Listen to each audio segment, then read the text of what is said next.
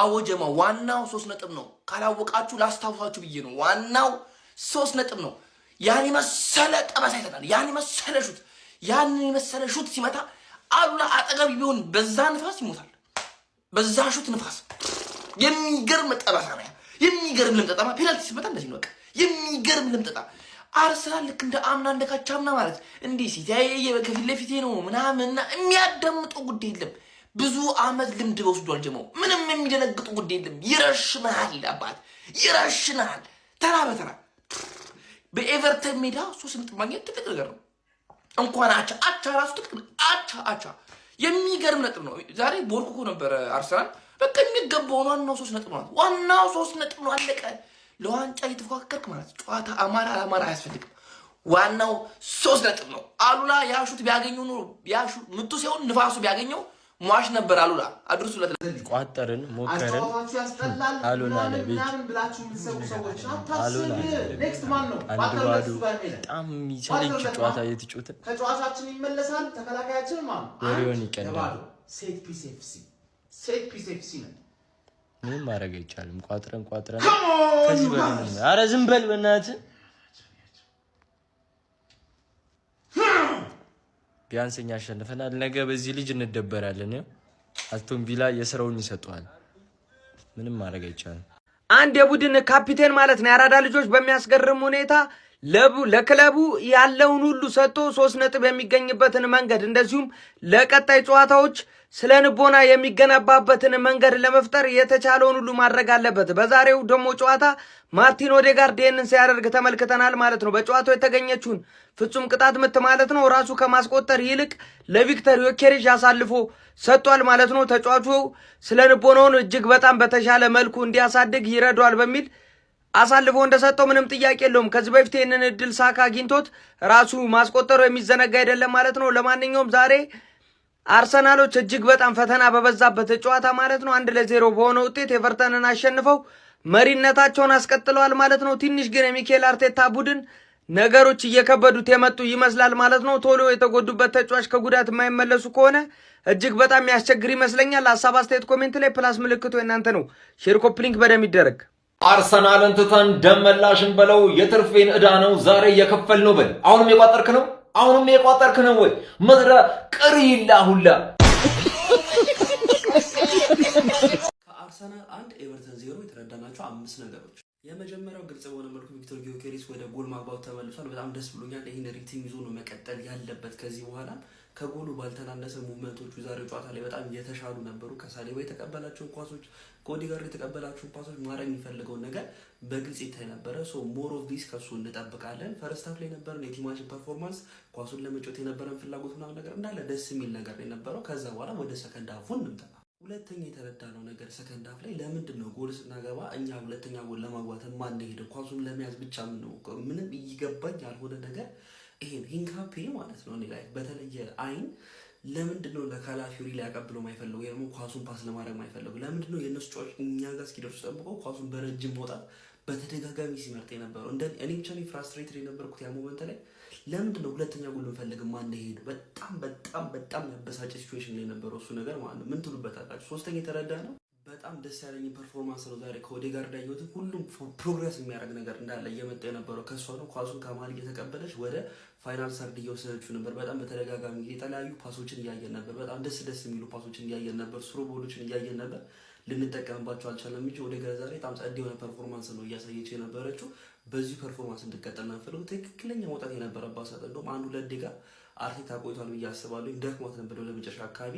መቀየሯም ልክ ነው። አራተኛ የተረዳነው ነገር እነዚህን ቻንሶች መጠቀም አለብን። ዛሬ 2 ጊዜ አንገት ገጭቶብናል አይደለ? ግን እነዚህ ኳሶች ማንጠቀም ከሆነ የሆነ ቀን ዋጋ መክፈላችን አይቀርም። በአንድ ጎል ልዩነት ስፔሻሊ እየመራ እንደዚህ አይነት ጨዋታዎችን ለመጨረስ የምንፈልግ ከሆነ እንደዚህ አይነት ጎሎችን ማስቆጠር በጣም ግዴታችን ነው። ይሄ ኳስ በቃ ማለቅ የነበረበት ኳስ ነው። ሌትሮስ በጣም ብዙ ጊዜ አድኖናል። እንደዚህ አይነት ኳሶችን ግን መጨረስ አለብን። በቃ ግድል ነው ማድረግ ያለብን ጨዋታዎችን እስከ መጨረሻው ደቂቃ የተጨነቀን ማየት የለብንም አይደል እንዴ? አምስተኛ የተረዳ ነው በጣም ከከባድ ሜዳ 3 ነጥብ ይዘን መመለስ ይችላል። ነገር ግን ይሄ ቃል የተገባልን የነበረው ፐርፎርማንስ አይደለም። በቃ ላይክ ዲፌንሲቭሊ ምን ቡድናችን ከመጀመሪያው ጀምሮ ልክ ነው ተበላሽቶ አያውቅም። በቃ አሁን 9ኛ ክሊንሺታችንን ሊጉ ላይ ማግኘት ይችላል። ግን አታኪንግ ላይ መስተካከል ያለባቸው ነገሮች አሁንም አሉ። ከኦፕን ፕሌይ ቻንሶችን በደንብ ክሬት ማድረግ አለብን። ዛሬ ይሻል ነበር፣ ግን ጎል ካገባን በኋላ ይሄ የሚቆሙትን ነገር ማቆም አለባቸው። እኔ በጣም እየበረኝ ነው ያለው። ፎሎ ኮፒንግ ሼር ያደርጋችሁ ይመቻችሁ። ደግሜ እነግራችኋለሁ፣ ቀበቶን ጥብቅ አድርጎ ያሰረ የትኛው ወንዳ ወንድ ቡድን ነው ዘንድሮ አርሰናልን ዋንጫ የሚነጥቀው? እውነት ነው፣ ማንቸስተር ሲቲ ልክ እንደ አንበሳ አስፈሪ የሆነ መጥቷል።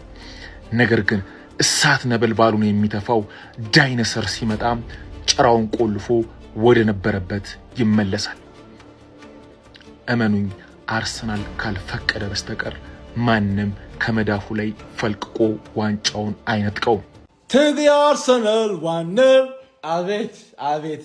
መጨረሻ ደቂቃዎች ላይ ኮማን ነው እንድንጨነቅ የሚያደርገን። አርቴታ በተከላካዮቹ ይተማመናል። ጋብሪኤል ሲኖር እኮ እኛ ምን ተማመን ነበር። አሁን ሁሉም ክሮስ ክሮስ ክሮስ ክሮስ 15 ደቂቃ ቀጥልን አልኩት። 15 ደቂቃ ማለት ኦዲጋርድና ሰጥቶ ሜሪኒዮ ሰግጡባቸዋል። ሁለት አንግል የትሮሳርድና የማን ነበር ሁለተኛው አንግል? ከዛ ጋር ዙቢሜንዲ።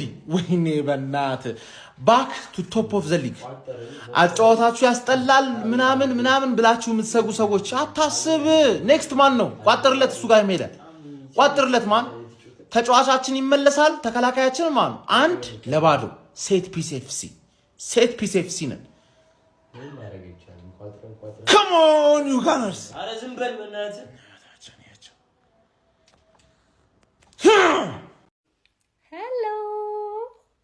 ሄሎ አዎ እኛ ነን። እስቲ በስመ አብ እስቲ ቢትሪዝ መስሉት ከታች ያላችሁት እስቲ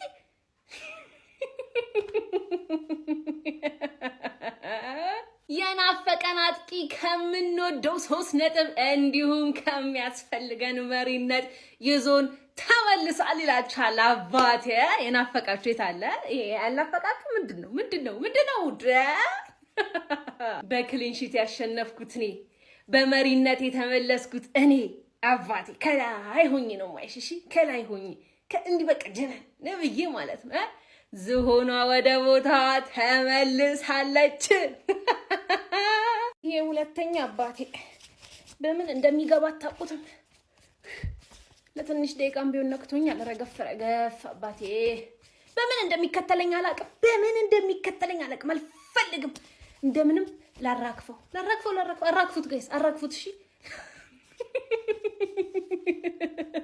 አሁን በመቀጠል የልጅነት ጨዋታችንን እንጫወታለን። እሺ ሼሽኮን ያያችሁ አላየንም ባካችሁ፣ ሼሽኮን ያያችሁ አላየንም ባካችሁ፣ አይጣይጤ ድመቴ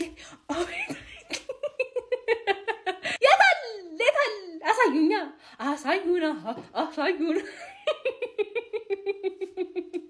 በስም መመሳሰል ግን የምታሸረግዱ የምታራግቡ የምታለቀልቁ አንዳንድ ወራጅ ቀጣናዎች ግን ኧረ እንዴት ነው የሚያደርጋችሁ? ምን ብላችሁ ነው ቪዲዮ የምትሰሩት? እስቲ ነዋ በፔናልቲ ነው ብላችሁ ነው። እስቲ አሁን ደግሞ እኔ ኮንተንት ተሰጣችኋለሁ። ኑ አሁን በፔናልቲ ነው በሉ የታባቱንስና ሜዳው ኤቨርተን ነው ምና በሉ የታባታችሁ። አው ሲቲ ከስር መከተሉን አልወደድኩትም፣ ግን አሸርጋጅ እስካለ ጌታ ይተማል። እሺ አሁን ምንድን ነው? ወይ አትጫወቱ በቃ። እኔ 5 ሰዓት አትጫወቱ በቃ፣ ማታ አትጫወቱ። ባለፈውም ሳምንትም ከወልፍስ ጋር እንደዚሁ በቃ የማይሆን ነገር አሳይተውን፣ አሁንም ወይ 2-3 አግብታችሁ በደህና አትጨርሱትም እንዴ? ምንድን ነው የኛን ልብ መንጠልጠል ምናምን ነገር ምናምን? በጣም የሚያስጠላው በዚህ ሰውዬ ጎል ምክንያት በቃ አሸንፈው ወጡ። እኛ እኮ ማሸነፋቸው አልገረመን እናውቀዋለን እኮ፣ ግን ለምንድን ነው ረጋ ብለው 2-0 3-0 አድርገው ፈርስት ሃፍ ያለቀ ጨዋታ አድርገው? ምን አይነት ነገር ነው ያገባው? ሰውዬ ደግሞ ምን አይነት ሹት ነው የመታው ፒክፎርድ ላይ? እኔ ምንም ምለው ነገር የለም ምንም። ዋጣሪያስ ወጣ ነው ለዚህ ባክ ኦን ቶፕ ዘ ቴብል።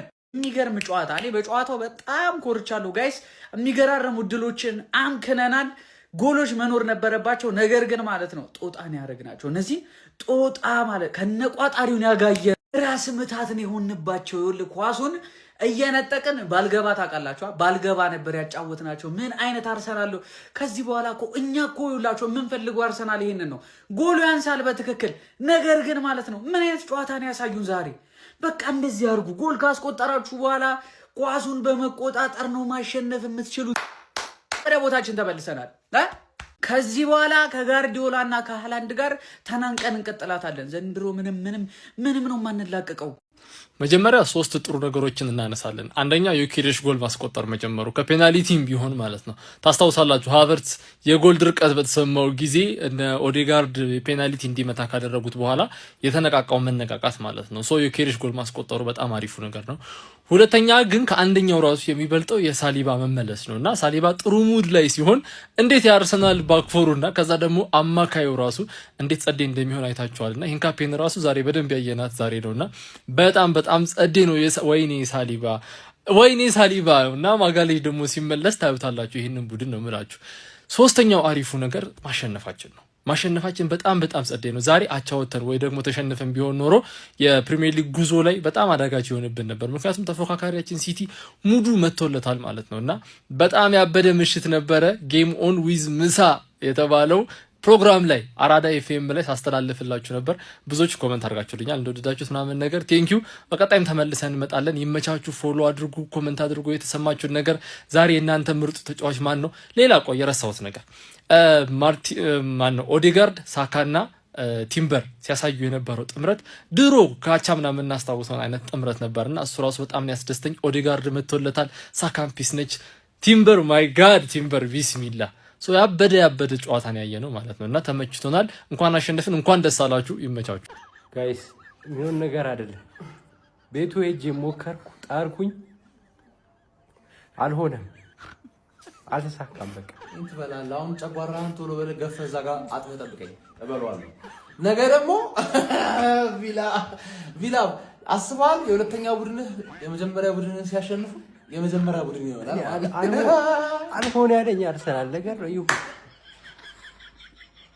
የአፋልጉኝ ጥሪ አቶ ወያለው ከኤቨርተን ጋር ጮታለሁ በሚል ተልካሻ ምክንያት ከሁለተኝነቱ በሰላም እንደወጣ አልተመለሰም። በቃ አቶ ወያለው ተመለስ ወደ ሁለተኛ ብያለሁ። አትጨማለቅ እንግዲህ ጨምናቃ አላበዛም። እንዳንተ እየቋጠርን እኮ ነው እዚህ። ተመለስ ብያለሁ፣ ተመለስ። ምን አባቱ ይላል? ውይ ተመስገን። ጀማው እጅግ ማለት ነው አስጨናቂ ጨዋታ ጀማው፣ አስጨናቂ። በተለይ ደግሞ የባለፈው የወልቭስ ጨዋታ ትውስታ ላለበት ሰዎች ጀማው እጅግ አንገፍገፍ የሆነ ኳስ ጀማው፣ እንኳን ደስ አላችሁ። 3 ነጥብ ከዚህ ሜዳ ላይ ጀማው፣ ላለፉት አመታት እጅግ ስንፈተንና ስንቸገርበት ከነበረው ሜዳ ላይ መተን ድፍን 3 ነጥብ ይዘን ወጥተናል። በቃ 1-2 በሆነ ውጤት ጀማው፣ እንኳን ደስ አላችሁ። በቃ 1 ጎል እናግባ እንጂ ውጭ አድርገን ክልክል ብለን ይዘን ወጥተናል። እንኳን ደስ አላችሁ። ይህ ውጤት ማለት ጀማው ሲቲን ማለት ነው አሸንፎ ወደፊት መጥቶ አንደኝነት ላይ ተቀምጦ ምድረ ቋጣሪ ወሽመጥ ቆራጭ ቋጣሪ በሙሉ ላያችን ላይ እየቋጠረ ነው። ይህንን 3 ነጥብ ማሳካት የቻልነው እንችላለን ጀማው። የሚመለከቱም የማይመለከቱም ሲቋጠርብን ነበረ። ሲቲን ፈቀቅ አድርገን ወደ አንደኝነታችን ተመልሰናል። ከዚህም በኋላ ወጥረን የምንቀጥል ይሆናል ጀማው። እንኳን ደስ አላችሁ። ሼር ኮፒ ሊንክ አድርጉ፣ አዳርሱልኝ። ካሞን ጋናርስ ካሞን። የዋንጫ ቡድን ሀቢቢ ወጋ በዛም ወጋ ያንዛዛም ማለት ነው። ቀለል አድርጎ አወይ ሂዶ 1-0 ልጥፍ አድርጎ ይመለሳል ማለት ነው። እንደዛ ስለ ደግሞ ጨዋታ 90 ደቂቃ ዶሚኔት አድርገህ ማለት ነው። ምን ጉር ነው ያየነው ዛሬ? አንተ የሚገርም ቢውልድ አፕ ማለት ነው። እንደ ክለብ ጭራቁ አጥቂ ምን አይነት ፔናልቲ ነው ያስቆጠረው? እዛ አሁን መተህ ልታለቃቀስ እንዳትሞክር። ያርሰናል ደጋፊ መሆን የማንም ማለት ነው። እዚህ ከባለፈው ከወልቭሱ የተሻለ ጨዋታ ነበር። ብዙ ድሎችን ፈጥረናል። ብዙ ጎሎች ማስቆጠር የምንችልበት ድሎች ነበሩ። ቢሆንም እስከዚህ ሰዓት ስቋጥር የነበርክ የዛች የደካማ ክለብ የሻሼ ደጋፊ ማለት ነው። ይሄ ቲም በ10 ተጫዋች ነው የለጠፈ እና ለማንኛውም አሁን ወደ ፕሪሚየር ሊግ ያው እንግዲህ መሪነቱን ተቆናጠናል። ከዚህ በኋላ ከዚህ ላይ የምንወርደው ማለት ነው ከፕሪሚየር ሊግ አናት ላይ የምንወርደው ሰኔ ላይ ነው ዋንጫውን ስናነሳ ማለት ነው። እኔ እኮ ሁሌ አርሰናል ለሊት የሚጫወት ከሆነ እተኛለሁ ይላሉ፣ ግን አያስችለኝም። ደግሞ ያልተኛውበት ምክንያት ምንድነው? በ13ኛው ደቂቃ በቀይ ወጥቶልን እኛን ያሸነፈን ክለብ ነው ኤቨርተን። አርሰናል ሲደበርበት ያመሸው ሲደበርበት ቢተኛ ሳርፊ